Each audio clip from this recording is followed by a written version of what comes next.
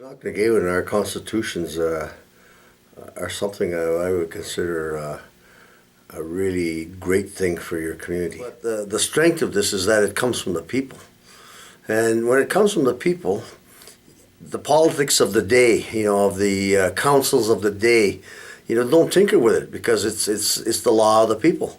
And that's what makes it so strong. It can't be changed just by, because you get a different chief or council in there.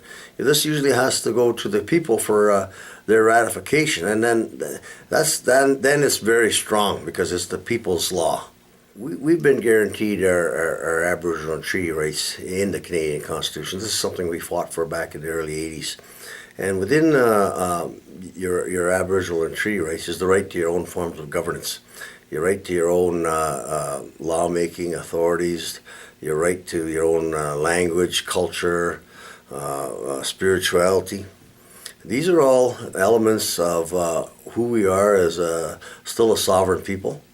And, these constitutions will stand the test of scrutiny. And part of the problem of why we've been having so much problems in the area of jurisdiction is because we don't have constitutions in place and lawmaking ability and authority in our place. The only thing that is what they say occupies the field, or what's filled the void because we haven't had constitutions and lawmaking ability, is the Indian Act. Somebody else's legislation, somebody else's control, somebody else's ideas about how things should be run in our communities from cradle to grave. You can couch self-government and sovereignty and self-determination in all kinds of flowery language and legalistic terms and everything. But at the end of the day, it boils down to what I've been talking about, or what this Constitution does. It is just the development of our communities.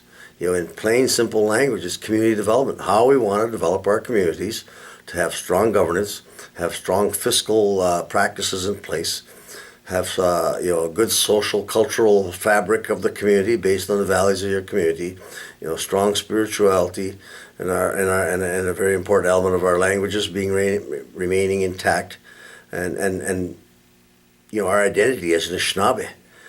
It's like you consider Nipissing your home.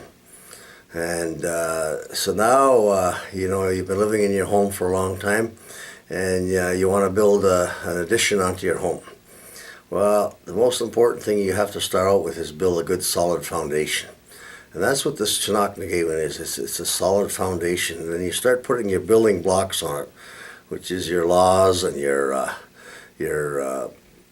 policies about how you want to. It all comes with the good creativity and the good minds of our people in our communities. It never ceases to amaze me how much intelligence and talent exists in our community people. And I've seen it myself, even in my own community, with people that you don't even normally see come out to meetings and stuff, come out sometimes and will suggest an idea that is just phenomenal. You're saying, I think to myself, wow, where did that idea come from? This guy's never really said too much before, but he must have been thinking about how he wanted to live his life in his home.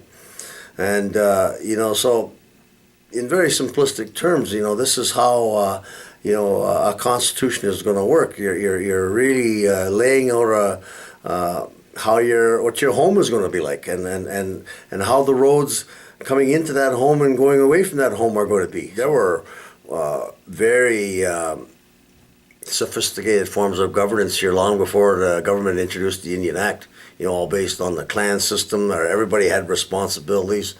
I mean, and you may not even visualize clan systems in a particular way, but just take a look again at your own family. Everyone has roles in the family. And communities that do this, are way ahead of the pack. And Nipissing's always been ahead of the pack on a lot of areas anyway, with things like they've done already, with their fishing law and looking at their land management practices, and, they've got good financial accountability, so these things just strengthen that. And in time you're going to see all of our communities do that. And somebody needs to break the trail. We have the Anishinaabe Nation overall model that has been developed and ratified by our chiefs, but now the communities are tailoring something that is theirs specifically for their community, and that's what's going on. and it's exciting to see this happen. Good luck in Nipissing. You're doing something phenomenal. That's going to be, a good foundational element for generations to come. And yes, don't get worried that you're putting in some place something like this. It's a people's document. People can also improve it, change it, tweak it, and fix it as you go along based on what you need to happen in your community. So nobody needs to fear this. What we need to fear is not doing something about this when we have the opportunity to do it.